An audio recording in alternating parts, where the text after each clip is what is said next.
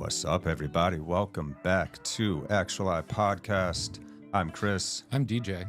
And you are here for our weekly live stream series, Meaning Making 101, where we try to make sense of this crazy, chaotic world.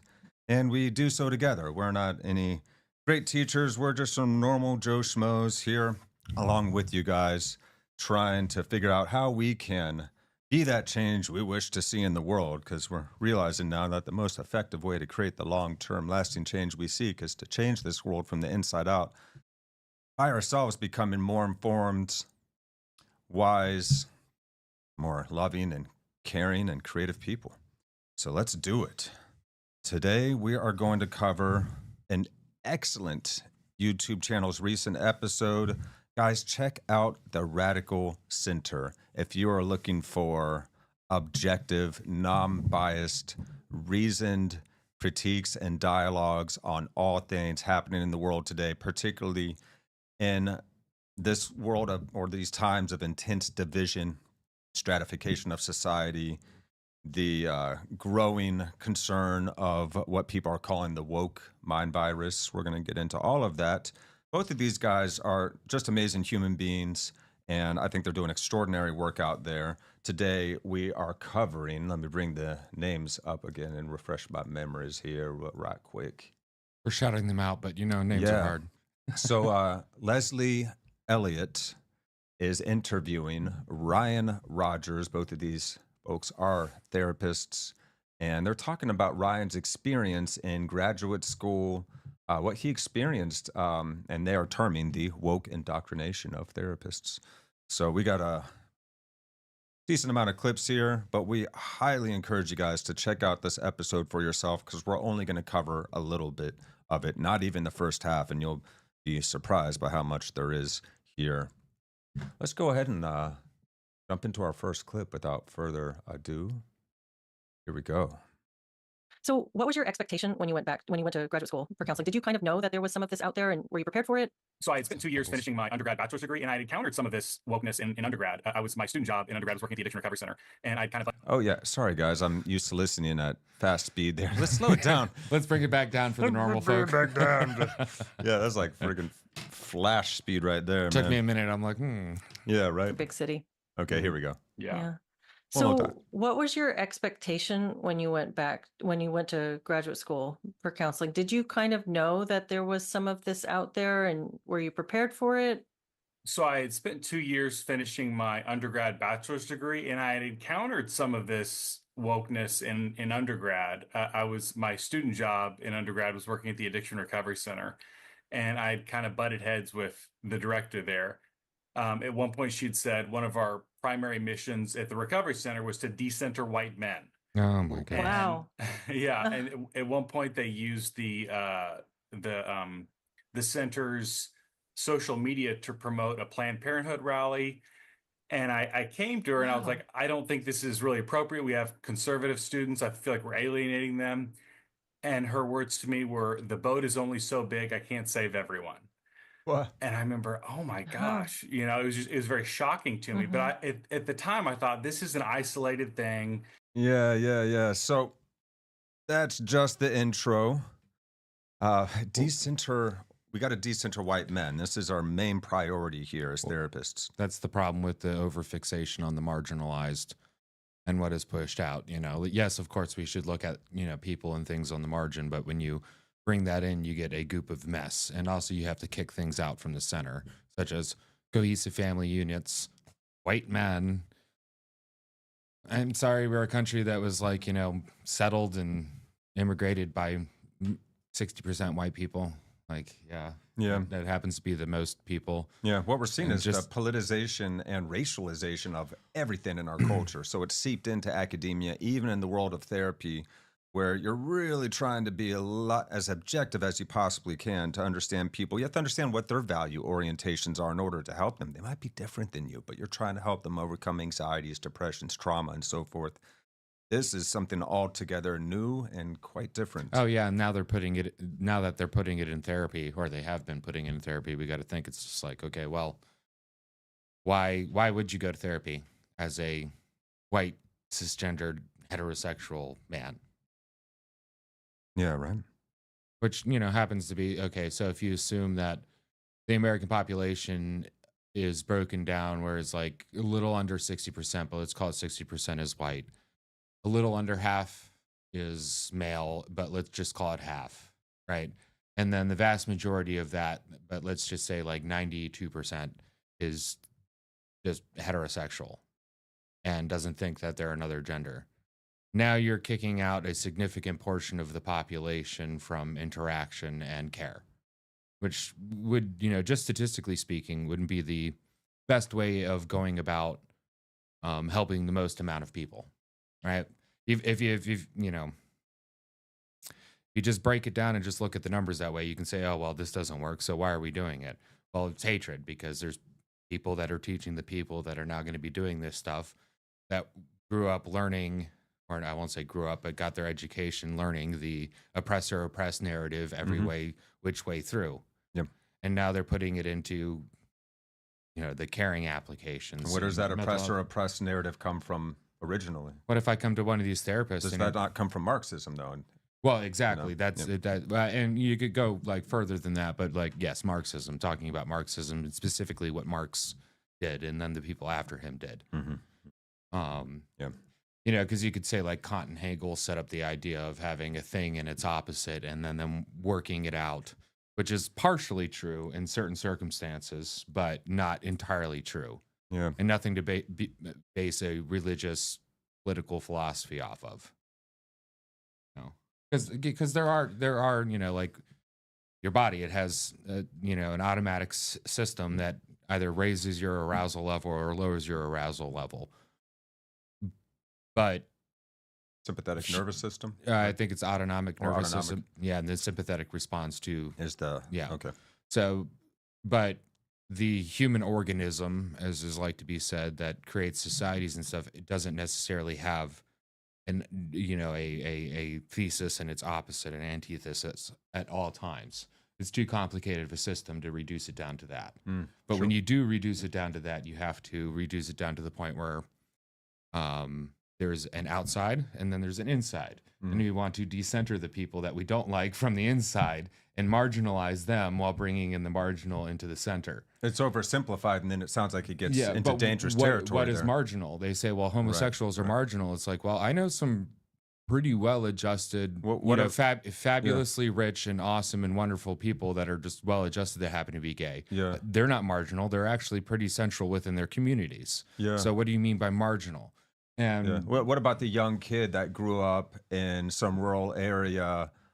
His whole town is infested with meth or heroin, and he's got a really bad stutter and severe anxiety and trauma issues, but he's white. yeah, that's not marginal. But though. he's really Yeah, poor. right? Yeah. He's really poor, though. Yeah. But he's got a leg up because he's supposedly. Well, because he's, if he gets over that stutter, he better learn to say all the things that the woke need you to say in order to signal that you're on their side and you're allowed to pass through the gates.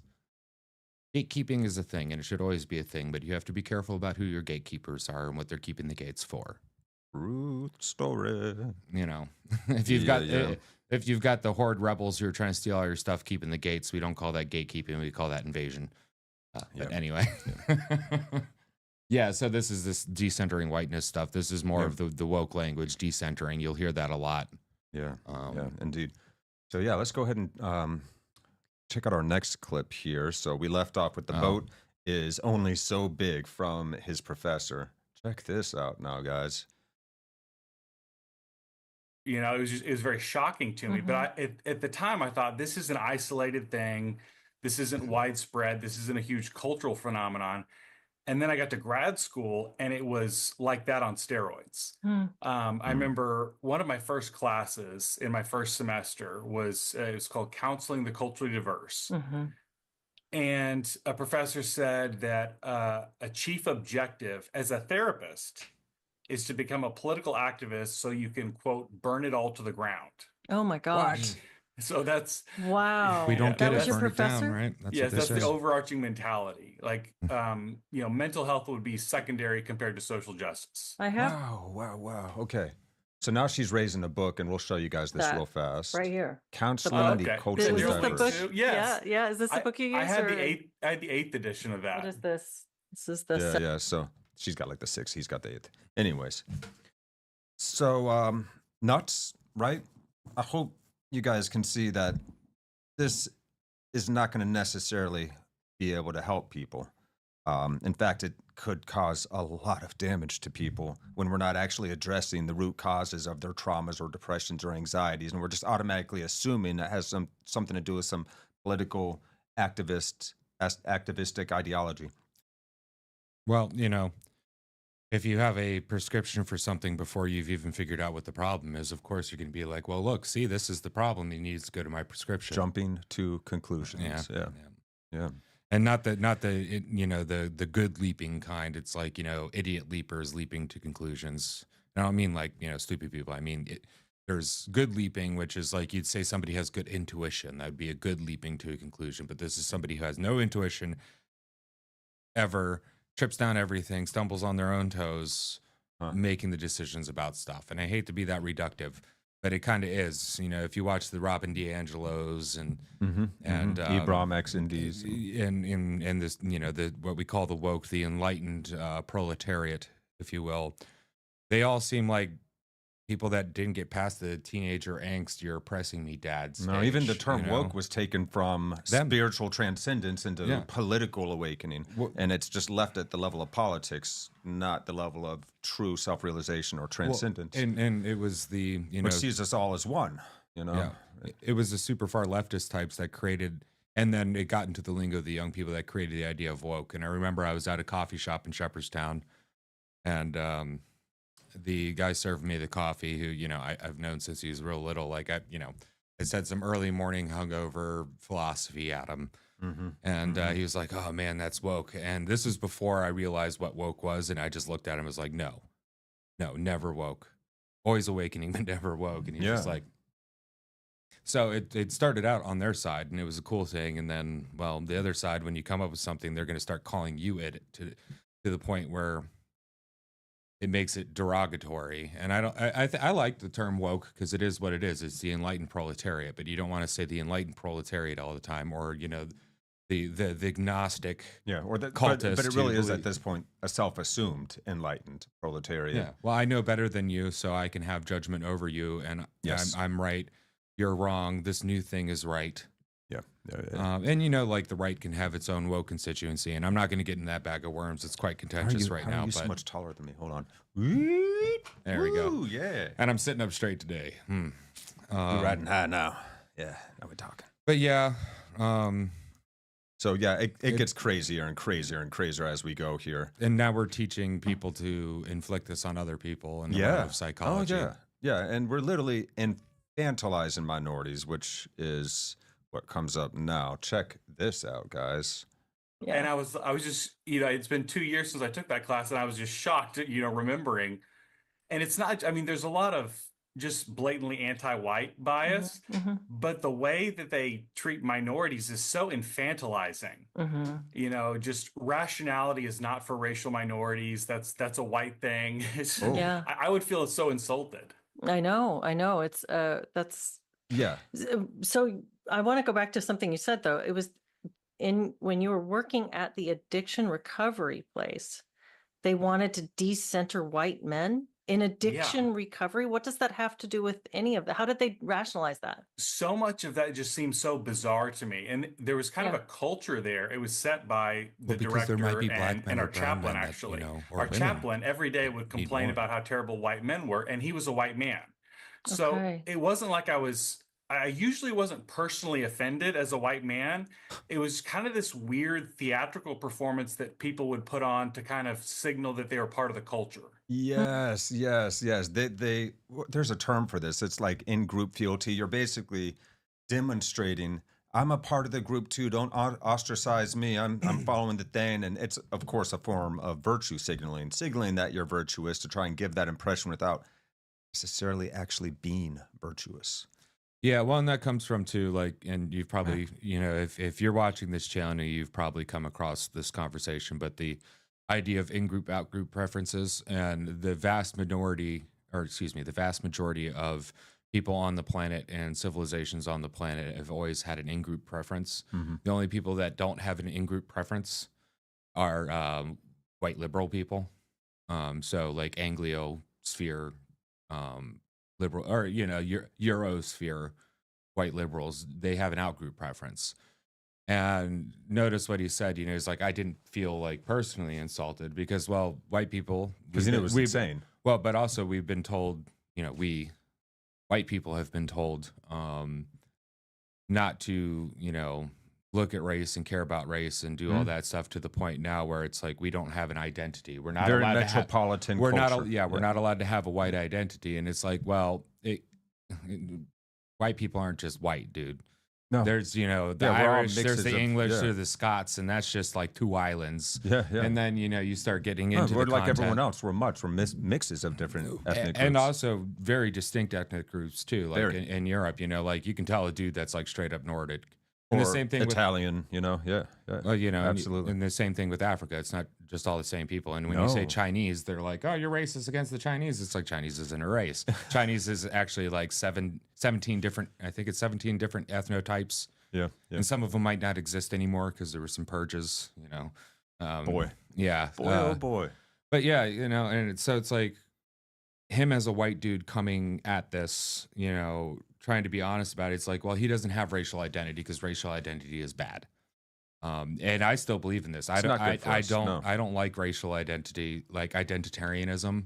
Like, it's cool to be like, yeah, my family came from Germany and we know the little town from Germany that they came from, and they make this kind of pretzel during this period of time and do stuff but that's identifying fine, yourself by an immutable characteristic like your skin color or eye color or hair color. Yeah, but that guy what is that? That's such a superficial way. Like, you're who you are at heart. You're so much deeper and more and than also, your skin color or your hair color or what have you. Someone's family that they live in the United States now is like, well, yeah, I like my German heritage and all that stuff. Still, they're Americans first. And not Germans. And that's something interesting with America too, which I think makes this whole you see that with Irish people a lot, too. Wokeification process actually happen. Is we are an amalgam of many different peoples at different times, and that was the intent. Because like even when it was just the white settlers and stuff like that, it was people fleeing because of religious persecution, and there'd be layers. Like some people from one region would go, and then some people from the other. And in that period of time, the difference between a Dane and a Swede was big. Yeah. Even though to us, like you look at a Dane and a Swede, you're like really tall blonde person. Yeah, but that they know. So it's like America's the only place that does this and has this thing. And I agree with the whole like, I don't take anything I don't take none of this personally, this anti-white stuff personally. I just don't like it because I don't like racism. Period. Great point. Like, I don't identify as being white, Right. Like I'm a mutt, dude. Like, yeah, I'm mostly white, of course, And like virtually all of us are at this point, and that's freaking awesome. We're all just earthlings here, man, just kicking it around on this ball of earth flying through space at unfathomable speeds. So let's learn a little bit more of the woke indoctrination and therapy education. Here's our next clip. Check it out. Your thought process, and what were those concepts that you were being introduced? If you can give some examples. Yeah, I mean, I've done a lot of research on my own since I started the program because this stuff just seems so bizarre to me. I didn't really know what to make of it, so I started like, where do these ideas come from? Mm-hmm. And you assume a professor's an authority on something. So, okay, we're going to do a privilege walk. Well, I don't really know what that is. I don't know what we're doing here, but I guess this privilege is somehow. Walk? Yeah. So this is in your class, your professor says, we're going to do a privilege walk. Yeah. So you start on one side of the classroom and they'll read stuff out, but it's only racial privilege. So it could be like, no one's ever followed me around a store because of the color of my skin. And if that's never happened to you, you take a step forward and you have like a wadded up piece of paper and there's a trash can on the other side of the room and everybody tries to shoot in the trash can. If you have a lot of privilege, it's an easy shot for you. So basically the kind of message they're sending is, if you have a lot of privilege, your accomplishments in life are really not that big of a deal because it's basically been handed to you. Yeah. That's interesting. It's all about your race. Yeah. Minimalization of the nothing to do with your class, your family's income or any other kinds of handicaps you might have as a person. Well, and even like, so like, I guess with this is like, if you're straight white, cis heterosexual man with no, mental issues and stuff like that, even if you become the biggest billionaire, well, okay, let's not say the biggest billionaire, because if you do, they'll hate you unless you're doing what they want. But even if you become really successful and you're helping all the starving kids and all the pregnant single moms and you're doing the best, it still doesn't matter because you're just a white man. It's never enough. Yeah. That's literally what this is. And that's what it's training people. Like how. Oh, yeah. And it's also, you can't be racist against white people because they're the ones in the positions of power on the planet, supposedly. It's so sad what has happened because there is no such thing as white people or black people. Like we were just saying, there's a lot of different ethnicities that make up quote unquote white, quote unquote black. And hey, we make it easy here in America. You want to be an American? You want to love America? You don't have to do hot dogs and fireworks on the 4th of July, but damn it, you're an American. Yeah, no, you can be Beyonce. You can be friggin' Tupac or Biggie or any other number of amazing black individuals, Denzel Washington, Morgan Freeman, so on and so forth. Well, I wouldn't put Beyonce Hurricane on Carter, that list because she might be Muhammad involved. Ali. She might be involved with the Diddy's, and Diddy may have had Tupac killed. And oh boy, yeah, that's a whole other rabbit hole. Maybe we'll go down that one sometime. You can be one of the super secret elite doing nasty stuff too. It doesn't matter about your color or where you come from or what your orientation is. Yeah, yeah. You can be corrupt just as well. So privilege walk and so now let's see how widespread this really is. Let's go on. Interesting, right there. The counseling profession really likes CBT, and that is, I know. I want to ask you about where it's going because I know. Yeah, cognitive behavioral therapy is what they're talking about there. CBT. I know that there's some controversy about that as well, but there's been a lot of pro CBT. So there's the social justice reaction to CBT, but then there's also, as counseling has become increasingly technical and basically you're being taught to be a technician dealing in diagnosis codes and smart treatment planning, these kinds of plug and play things. CBT works really well for smart treatment planning. And so it's really highly promoted in the diagnosis and treatment space. And when you say, no one's ever followed me around the store because of the color of my skin, you're asking people to mind read. Why did those people follow you? You really are. You're asking people to read minds. You're guessing and assuming that everything has to do with race. It couldn't be anything else. Oh, yeah. A little bit more on this one. You were around that school or that store. If you left off because of the color of my skin, then that seems like let's talk about that. Have you ever had the experience of feeling like people are treating you like you're suspicious? They're following you around. That's one question. But when you add on because of the color of my skin, that sort of jumps into the space where you're encouraging people to assume and guess, right? So let's let her go on. It's kind of shocking that a counseling program would ask people to make those guesses about why they were treated in a certain way and make declarations about it. You're encouraging people to be paranoid. Well, and it's setting them up to fail as well. Yep. So it's just like, oh, you have these thoughts and then let's prey on these thoughts. It's like kind of like a schizophrenic. It's like, oh, you got voices in your head. You ever thought of listening to them? Dude, it's like that though, isn't it? It's like that. Oh, gross. Guys, what do y'all think about this? I see Ninja Bat in the house. We've denigrated men who have retreated into the man cave of solitude, and that ain't healthy for us, is it? No, we can't be retreating into solitude, and we need to be working together, men and women of all colors and backgrounds and orientations, to help save this planet from our shadow selves. Yeah, hopefully, with this new administration's courage, we can inspire a resurgence of respect for the benevolent side of masculinity, because men have been so denigrated in our society. That's absolutely right, Ninja Bat. Yeah, I'm and preying on our compassion and civility. Yeah, and you just made me think of chivalry. Not all things of masculinity are bad. Like chivalry was a beautiful thing that just came out of nowhere, where men wanted were encouraged to be honorable and protect the innocent. It was rules to keep those with the highest levels of warrior manhood in check. So here's rules for you. Yes. You're a powerful man. Let's teach you how to be a decent, virtuous human being while still having this great power. Hopefully you can use it wisely. Or at least be able to behave in public well enough that, like if you're only good on the battlefield or, good in the joust, you can at least behave enough not to cause problems for your family. Yep. Which is all we can ask. But yeah, men do well with rules. we don't do well with being treated like shit. There's a difference between, like, say somebody, like, a man's wife, if you will, coming up to them and saying, you left that freaking sock that drives me nuts, and it doesn't matter what drives her nuts, but still, you left that sock in that one spot that drives me nuts, and I really appreciate it if you wouldn't. And I keep telling you about it, and they're upset. There's another one. There's the other end of that, which is, you're an idiot. You can't even figure out how to pick up your own crap.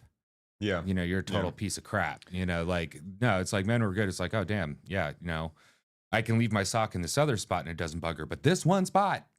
So in chivalry, it's like, well, when I'm behaving in this way, I have these rules and I can follow these rules and feel like I'm doing the right thing. Because, primarily the first half of men, and we socialize this out, is violence. That's the first half of men. The second half of men is being able to follow codes, rules, ethics, requests. That's, being noble and being, you go on this quest because learn how it's to been control those requested of you, baser and instincts of aggression and dominance and protection. and do something with it, even if it's just raise a meager family. But when you tell men that you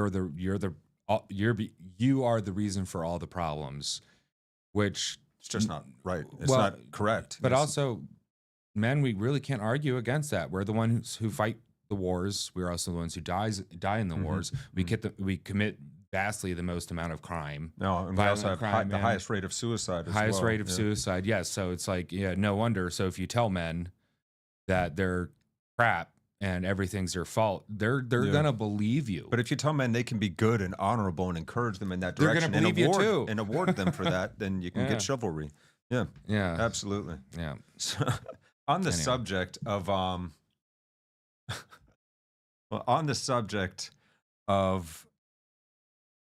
how do we put this? Over infantilizing minorities and pretending that this is nothing but a white supremacist patriarchy here in the United States. Comedian Hans Kim had a really hilarious stand-up bit on this very subject. I want to share that with you guys now. My favorite movie is the Black Panther movie because it gave black children a hero they could look up to. And not just someone like Martin Luther King Jr., Malcolm X, or Harriet Tubman, or Thurgood Marshall, or George Washington Carver, or Maya Angelou, Rosa Parks, Nelson Mandela, Kofi Annan, Lawrence Fishburne, Will Smith, Morgan Freeman, Obama, Oprah, Tupac, Biggie, Jackie Robinson, Muhammad Ali. Now there's a fake person that dresses like a cat. Okay, he makes the point so well because that was my experience growing up, is that we literally worshipped a lot of people of color because they were cool. They were awesome in whatever they were doing. They were awesome at it and we loved them for it. Whether that's Eddie Murphy for comedy or Denzel Washington for acting or Tupac for hip hop, whatever it was. Well, and then there's also a lot of the other people who actually, not like where their names are put out there because of it's African American History Month or Black History Month or whatever we're calling it. But like, you don't know because they were working in the research laboratory or they were, being a surgeon or other stuff like that. You don't know their names because not like, do you know who Ben Carlson is? Or, can you name like the best black heart surgeon, or can you name the best, black mathematician? Or, the guy who did a really, really good job programming a certain bit of code in the basement.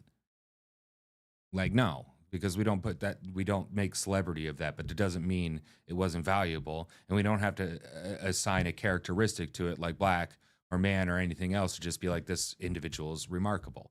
There's a whole bunch of women that you've never heard of that have done remarkable things as well. But it's not marked to the degree where you notice.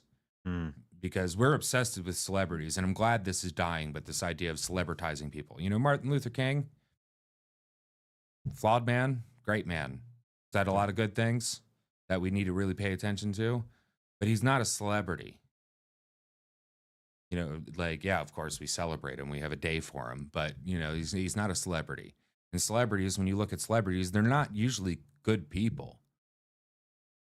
Or no, they're not the quality of people that we think they are just because they are celebrities. They're messed up and icky just like the rest of us. They're not these great paragons of moral virtue. And we don't tend to remember too many great paragons of moral virtue until long after they're dead. Even people like Gandhi. Gandhi wasn't a great dude.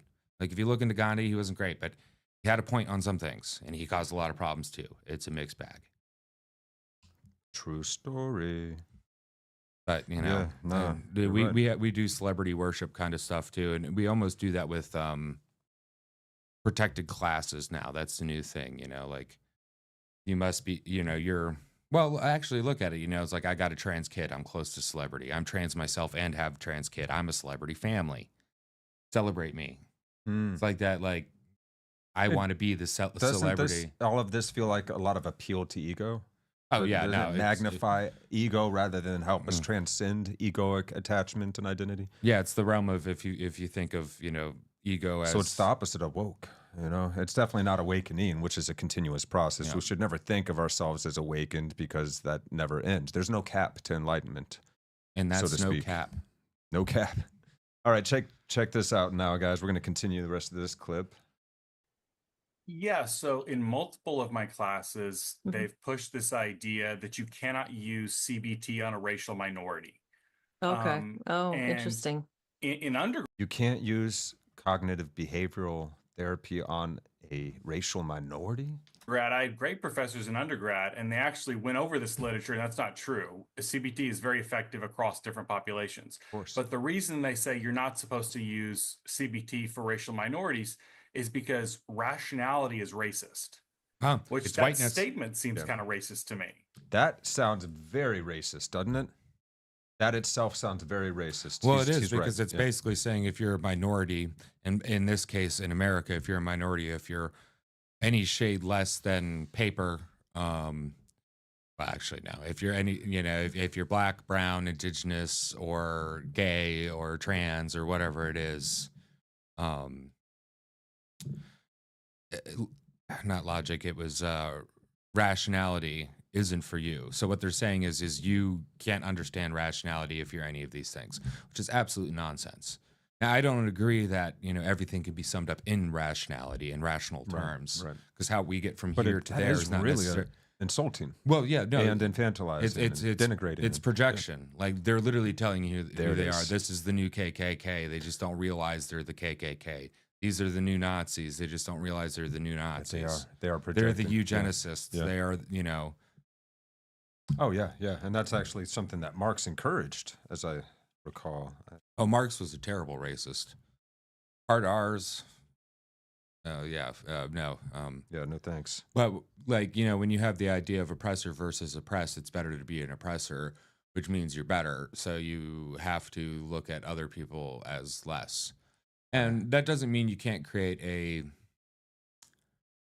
a matrix of what behaviors and rules within society and beliefs work better than others. I'm not saying that.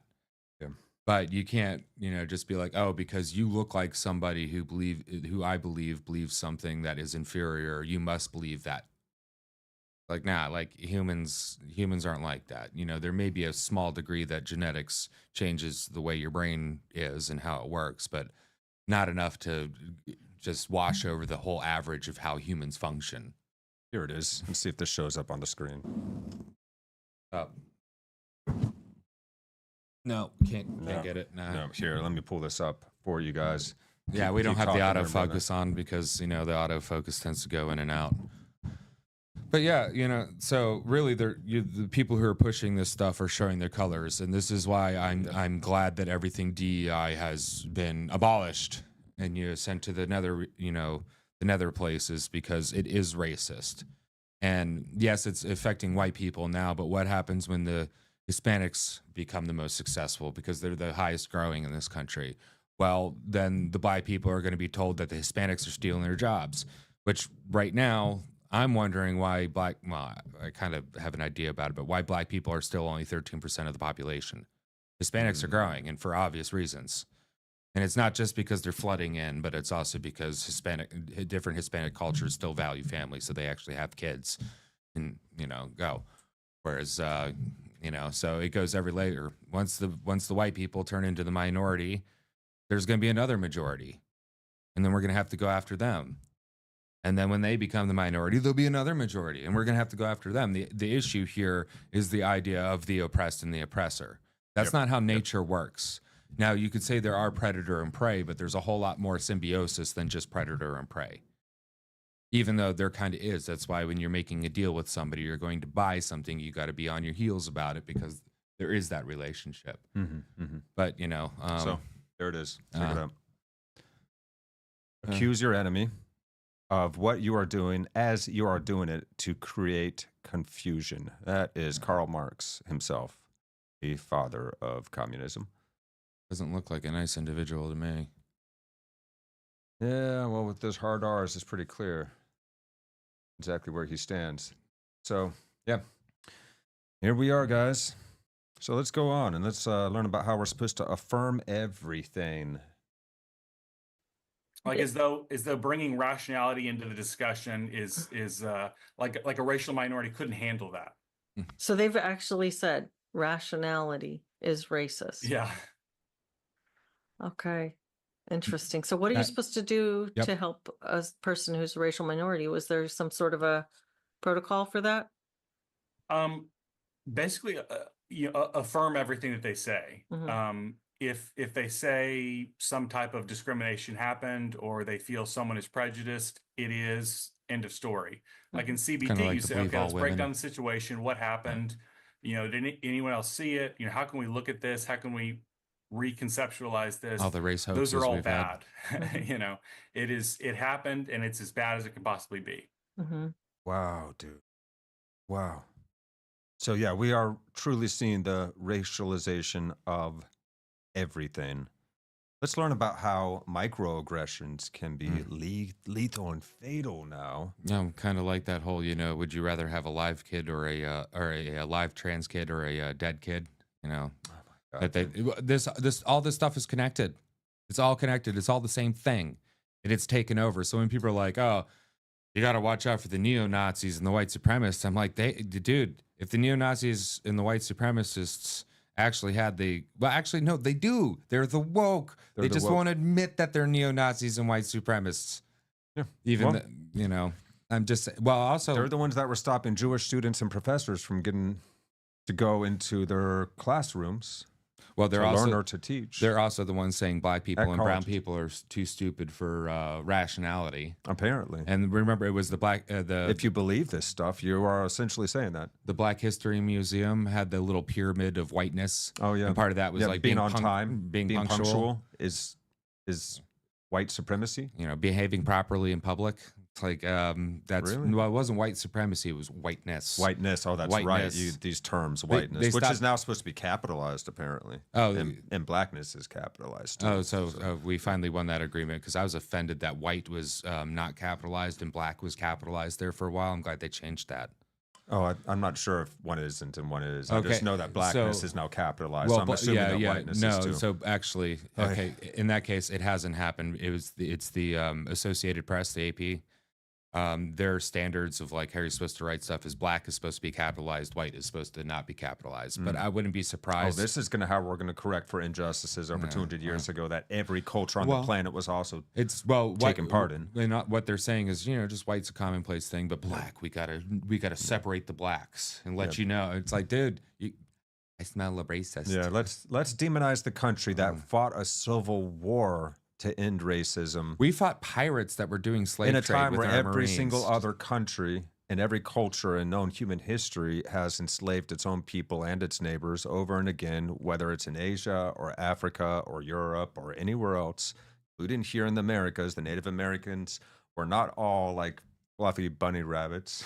Well, the Native Americans were the last to give up their slaves too. They don't tell you that. And the Trail of Tears, they also don't tell you that people in that Trail of Tears it's were all the black nuance, slaves man. as well. And then there was Native American tribes that didn't practice slavery or incorporated black people. And it's not a monolith.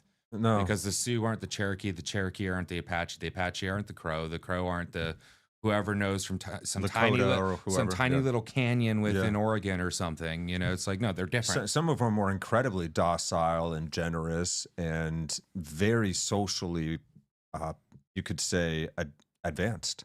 And some were terrifying, just utterly terrifying. Well, who taught the Americans how to fight? Yeah, right. I mean, we beat the British, I mean, you know, like because of that. So yeah, just saying. Yeah, you know, That's why we we know named that some of those tribes were horrifying to other tribes because of the way they would come in and rape and pillage and destroy and enslave. Well, and the first tribe, the leave tribes, decimation in their waste. the first tribe the Pilgrims came across were running So- from a more hostile yeah. tribe, pushing them up against the Yeah. shores. So So it sounds like people are different. it's a human problem. Oh It's my- a human race problem, not a black or white or this or that color. It's just a human problem that we have to deal with.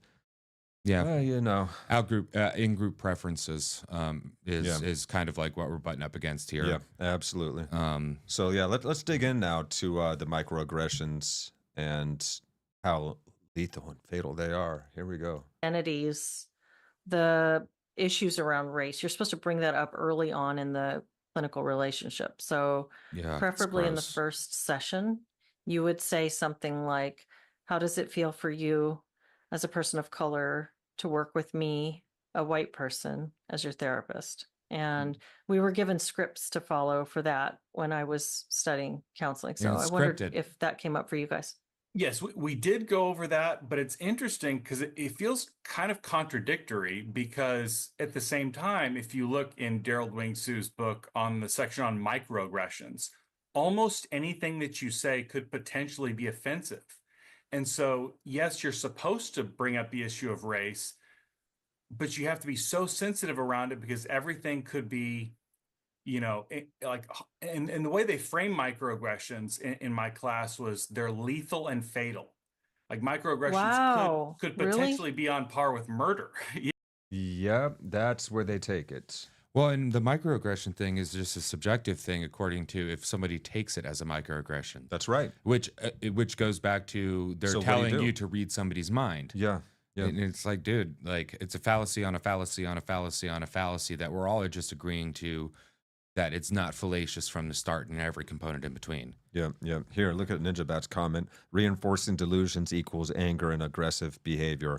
100%. Well, sure, yeah. Look at look at the the trans rights or human rights people and they have an act of just screaming and they scream in front of people and they scream and they freak out. Very and they aggressively, film yeah. themselves screaming and freak out. Yeah. And it's just like, dude, Oh, and they justify violence. like too. I feel you. Sometimes I feel that Yeah. way on the inside, but I try really hard not to take that out on other people. Yeah. Um, Yeah, so here, and then Ninja Bat follows up. Affirming emotional angst creates emotional, not critical thinking response. 100%. Once again, brother, that's a great point. well, yeah, that's usually My daughter, being trained as an RA in college, was told to probably used. announce or use the pronouns when introducing herself. Yeah. Well, yeah, actually, my Ask, yeah. ask the pronoun. Yeah, like both my sisters are in the medical field. One of them deals with patients. One of them is a pill pusher.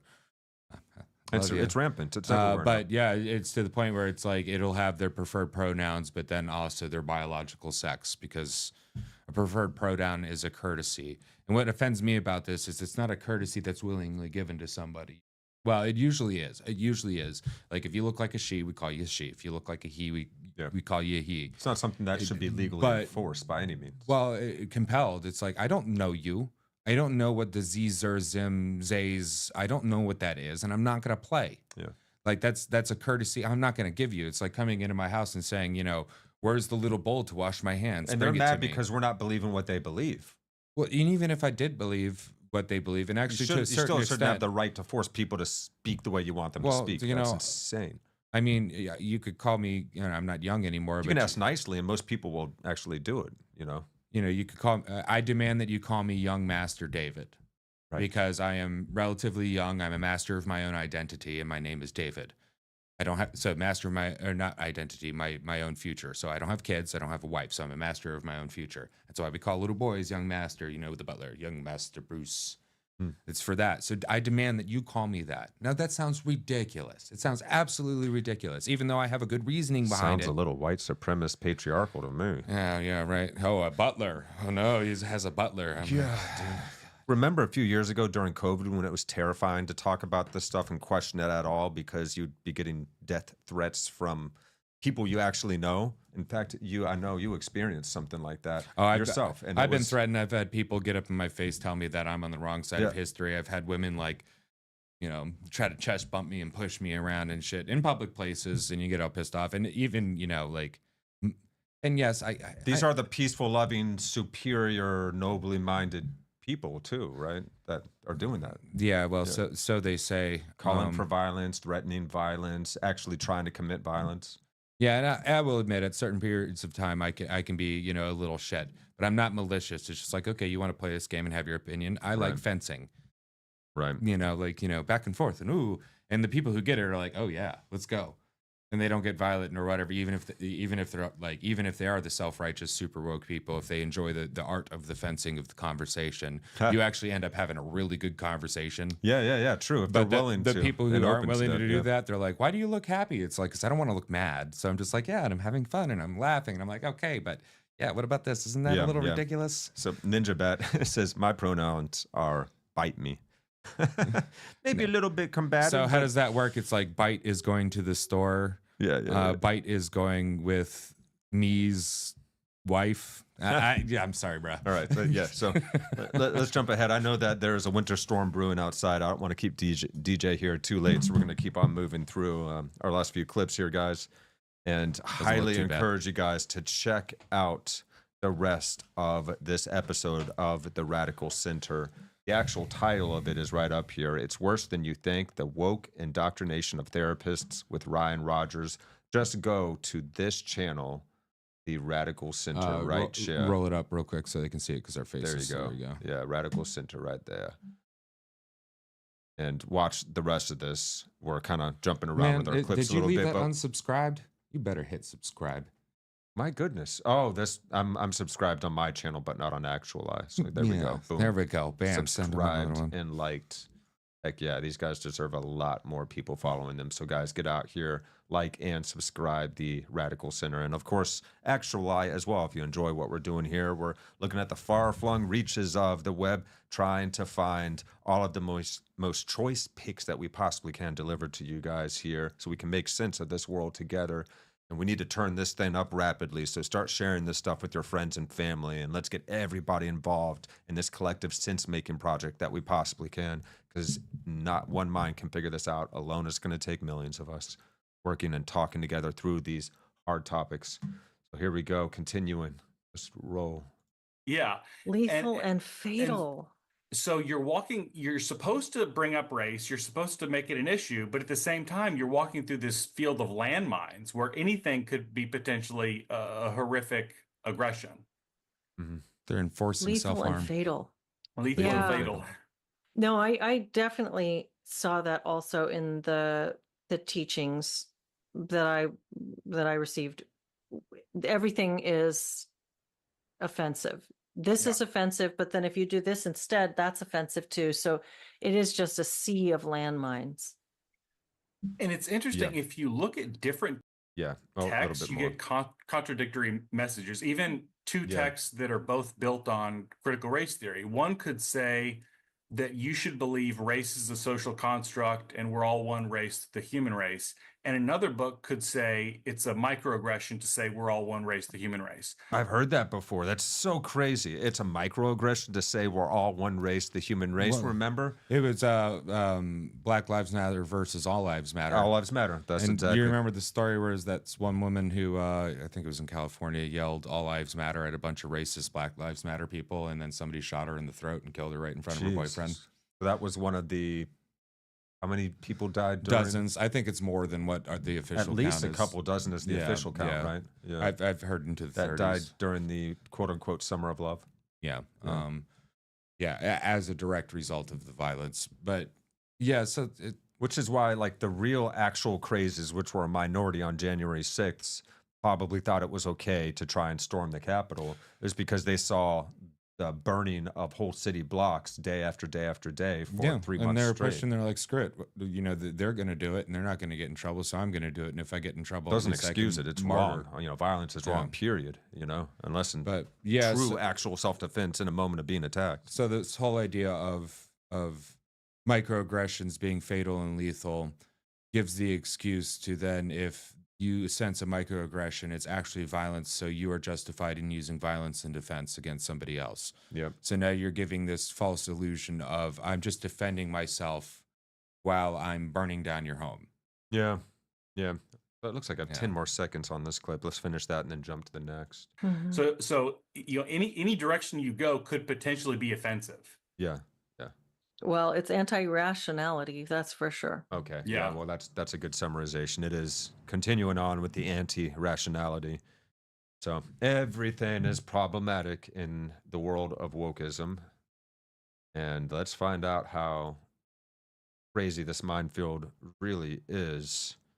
It's just a bunch of double binds. Check it out. It's so frustrating because it feels like literally anything that you do could be problematic or could be a microaggression or could be offensive.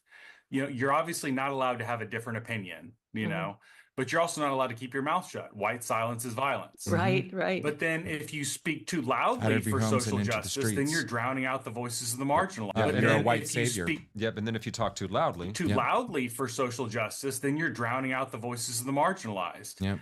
And White if you saviorism. don't speak quite loudly enough, there were people at nonprofits who sent out letters in support of Black Lives Matter that were not enthusiastic enough, and they lost their jobs. Jeez. So it's like, I don't know what the right direction is. I don't know where to go from here. Yeah, it is just a double bind. Yeah. Exactly. You're damned if you do and you're damned if you don't. Yep. The only way what are people to do? The only way that you're not going to be damned is if you hold this weird idea of salvation through the process of suffering. It's the revolution. And then you just don't speak. Well, this is where it gets back to Marxism. So this is like that suffering that you're going through, that process of suffering, instead of it being like, you know, the suffering, you know, bearing your cross in the Christian sense, or the life is suffering as an unbalanced wheel in Buddhism sense.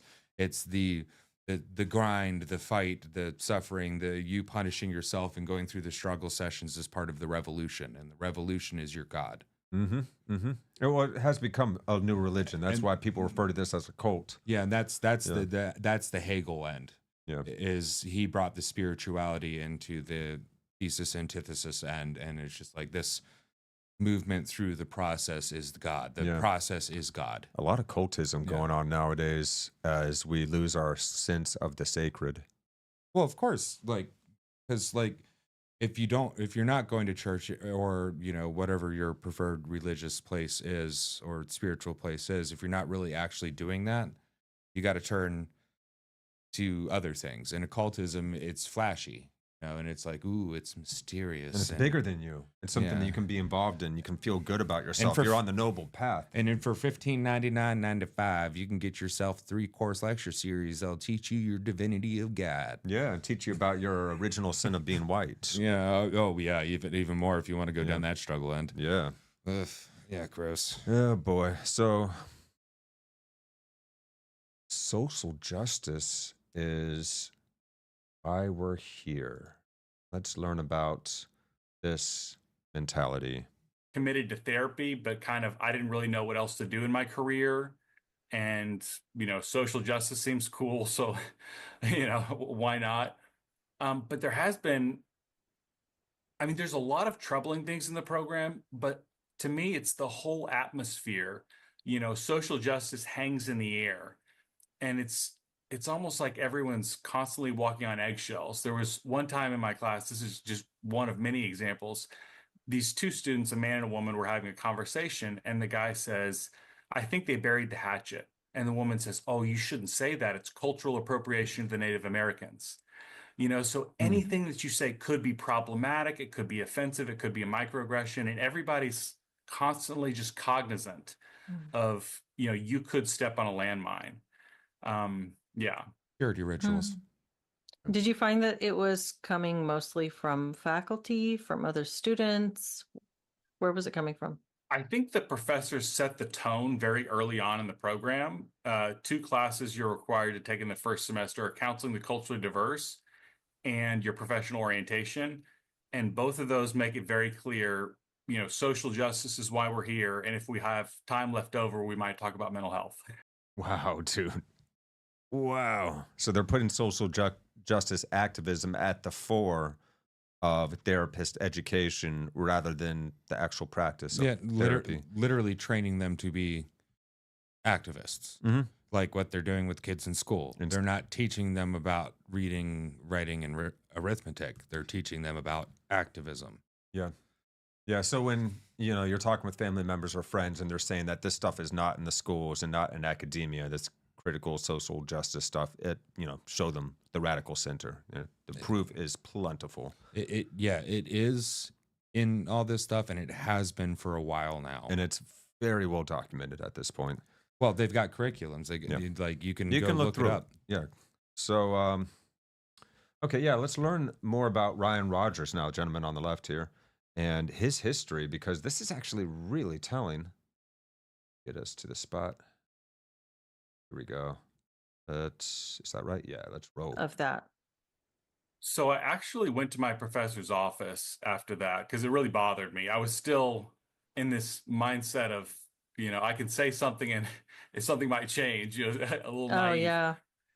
But I went to my professor's office and I have, I was probably a radical socialist for about 6 years. And so I was radically left-wing, did a lot of political activism, different organizations and stuff. And that was a big part of my identity for a number of years. And I chose to leave that behind to go back to school because I wanted to help people one-on-one. I realized I was not ushering in a socialist utopia, as much as I tried, but I could affect the world one person at a time. And that's why I wanted to go back to school. And I came to my professor's office and I said, listen, I've been there, done that. I'm not really interested in becoming a political activist. I just want to be a therapist. And she said, that's too bad. If you want to be a therapist, you have to be a political activist. This is the ideology. This is what is being pushed. And this is not like an isolated event, because the lady on the right, the host of this channel, Radical Center, has experienced this herself, as well as hundreds and thousands of other therapists. And she just has episode after episode after episode talking about these cases. And there was an episode I think we covered. It was Benjamin Boyce, and he had a lady on there that covered the W path what would you call it, conventions. And this is around the time the W path files. She may or may not have been the woman who busted it out. I don't think she was, but and W path is like the medical end of the woke stuff.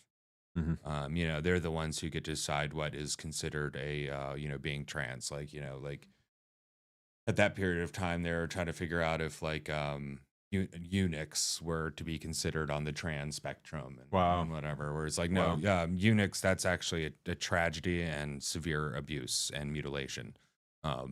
That's not being trans or anything like that. There was no choice. There was no identity, whatever. It was forced upon. So get out of here. Yeah.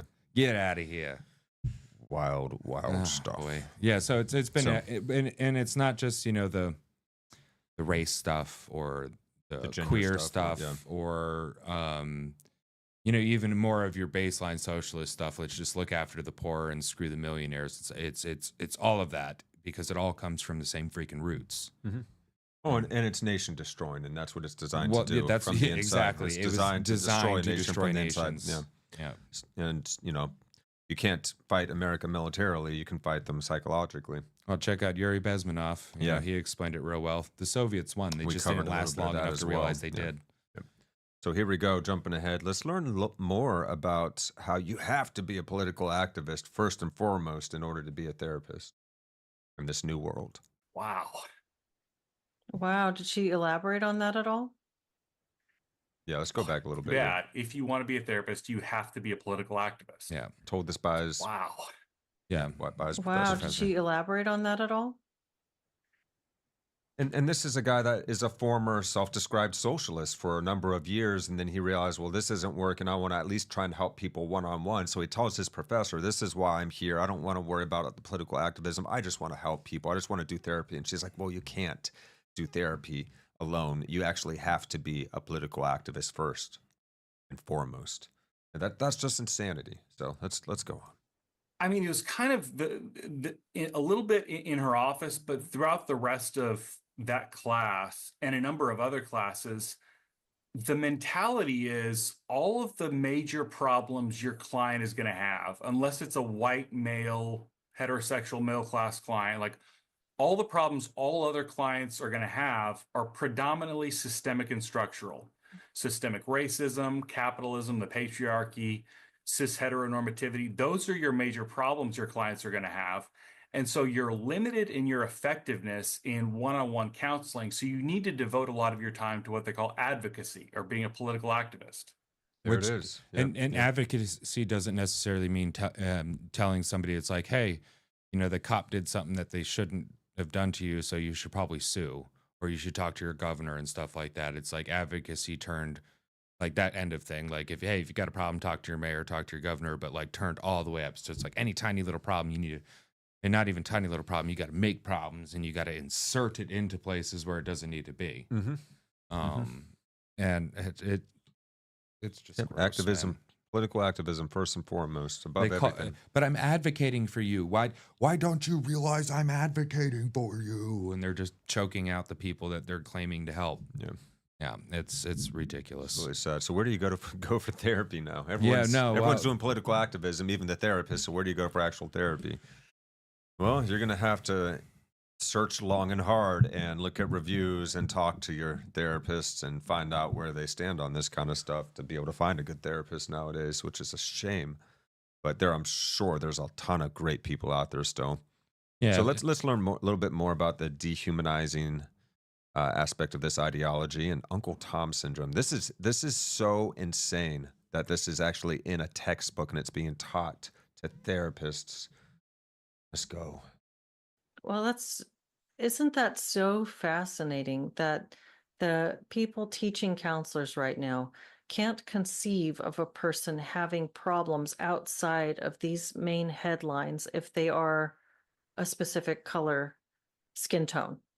If your skin is a certain color, we know all of your problems. We know all of your problems. We can predict all of your problems come from that, and that's really dehumanizing. I don't know if it was in the 7th edition. In the 8th edition of the Gerald Wing Sue book, it said if you have a Black client who does not feel like they're oppressed, they suffer from Uncle Tom syndrome. What? Did they really call it that? Oh my gosh. That's in the book, yeah. That's nuts. You were going to give us some insight into where this term Uncle Tom comes from. You know what? I tell you what. My Black brothers and sisters who didn't drink the freaking Kool-Aid, you should be proud to be called an Uncle Tom, because Uncle Tom, okay, so the story of Uncle Tom is Uncle Tom was a slave in the South, and he was on a plantation, a relatively benevolent plantation, where his master, he knew his master since his master was a child, and his master loved Uncle Tom.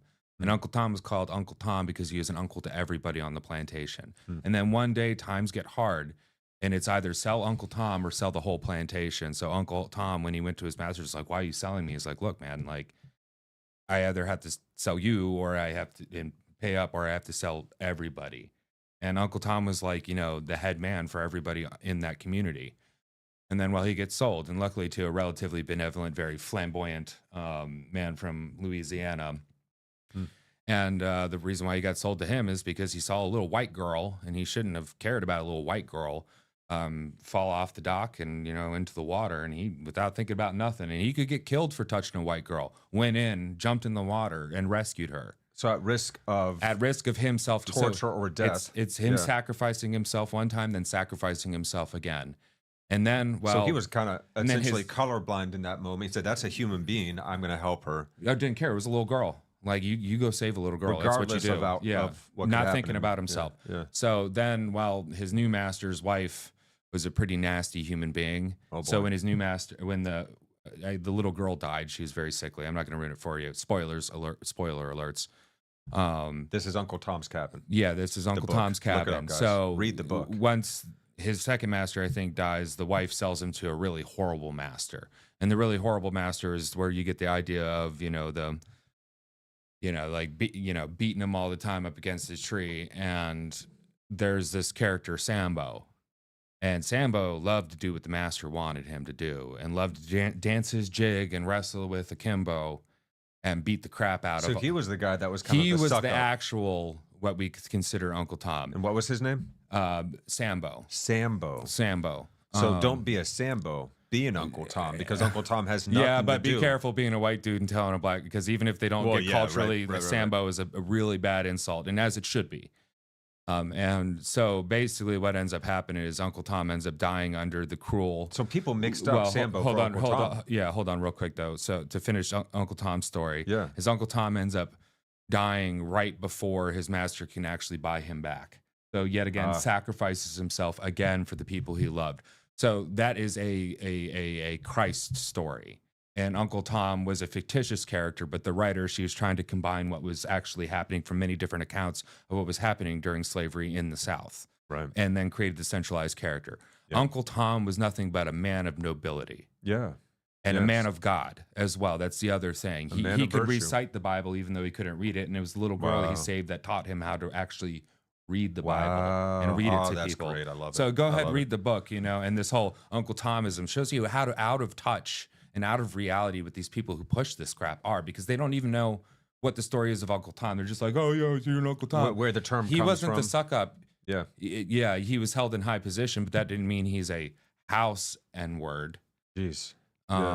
Which apparently it just came to me, a video came to me from one of the guys I follow. The whole, you're either a field N-word or a house N-word, and a field N-word means you're the real guy, whereas if you're in the house and being educated, you're not. Yeah. And you see this in black culture. Say you talk white if you're not slinging ebonics all over the place and you just speak normal. And it's crazy because ebonics comes from white cracker culture. Yeah, Thomas I'm using Sowell. white, but cracker culture, which is basically Irish people that were in the slums of England, right? Yeah, Or Britain. Scottish, I believe, because Scottish, yeah. Highlander culture. Yeah. Like Thomas. Some Sowell. of them are Scot-Irish. Well, even the Italians had their own Italian cracker culture as well. Like it's just young men acting a fool, being lewd and lascivious, and doing dangerous Loud, stuff, boisterous, and not being but it and then they mixed with people in the south of America, with black people, and some of the black people picked up the cracker culture. Yeah. And then, so black people all over the world are obviously very different. So many different cultures, just like with every other color and skin tone. And, saying that black is this or black is that right there is stereotyping. Like, well, and also black is a million different things depending on where you grew up and who, and what hey, country you're in, what part of that country. Even if you are a racial identitarian and you're on the black side and you believe black is beautiful and everything, you should still be pissed off with the whole idea that what you see in black mainstream culture is a degenerate culture. It's about gangs, guns, booties, just buying stuff that you don't need it for, over sexualization, no kids. Yeah. And so like if I was a black guy who was into the whole racial identitarian thing, I'd be like, screw that. I'm going to be the Uncle Tom, and I'm going to raise a family, and I'm going to make a business, and I'm going to do what majority of the unsung black so look heroes. That up, guys. Yeah. Look up Read what Uncle Tom Tom's actually Cabin. means. It's an awesome. It's a heart-wrenching book. It's not for the weak of character, because on one end, it's like you are dealing with hardcore racism. Yeah. And on the other end, you're dealing with just such a pure, honest, good dude who gets nothing but, once you get sold, it's pretty much nothing but suffering. Even his first master after the initial sailing, he loved that little girl. Yep. And she was frail and sickly. And when she finally passed, it broke him. And I felt it, man. It I'm not a super emotional guy, but a tear started welling up, and it's like, damn, dude. So Uncle Tom was a good guy. Screw these people who say otherwise. If you say don't be an Uncle Tom, really what you mean is don't be a Sambo, and don't be calling people Sambos. Yeah, Uncle Tom was actually the virtuous noble one. Yeah, the suck up was Sambo. And Ninja Bad asks, does the UK suffer from the same racial woke crap? Unfortunately, yes, worse. they do. It's worse. It's actually to the point where hundreds of thousands of you can get put in jail for saying the wrong thing on social media. And hundreds of thousands of young women over 2 decades have been raped and tortured by groomer gangs.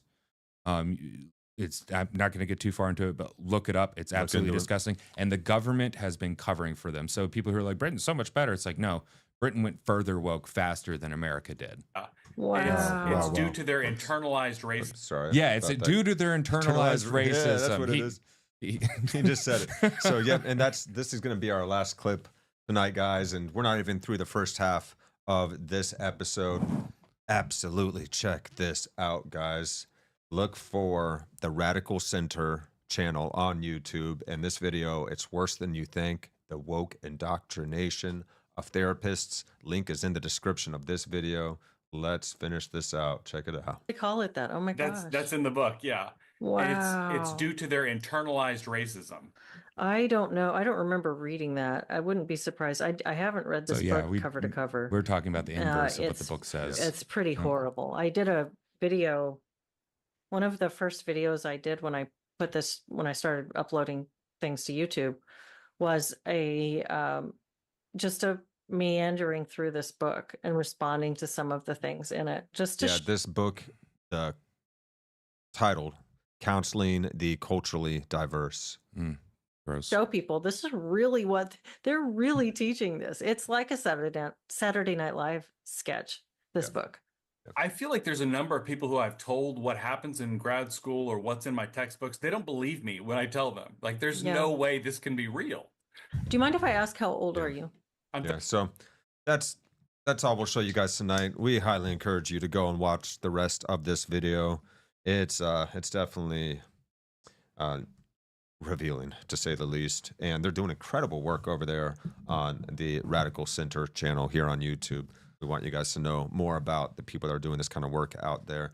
And these guys are both obviously liberal-leaning individuals that just want to do good therapy, and they're recognizing how wokeism has infected the liberalism as well as education, therapy, all aspects of academia and the sciences now, including, therapy, which arguably is science. So yeah, guys, thank you so much for tuning in with us. I want to make sure you get home safe. It's icy out there tonight. If you're on the East Coast, guys, be safe. We love you guys so much. Thank you for tuning in to this episode of Meaning Making 101 here on Actuali Podcast, where we try to make sense of this world together. Let's change this world from the inside out, fam. We will see you guys next time. Tune in next Wednesday, 7 p.m. Eastern Standard Time, and we will see you then. So let's dance on out. Remember, it's cool to be an Uncle Tom, because Uncle Tom is a right-on dude. Yeah, we totally mixed that one up. It was Sambo that was the suck-up, not Uncle Tom. Yeah.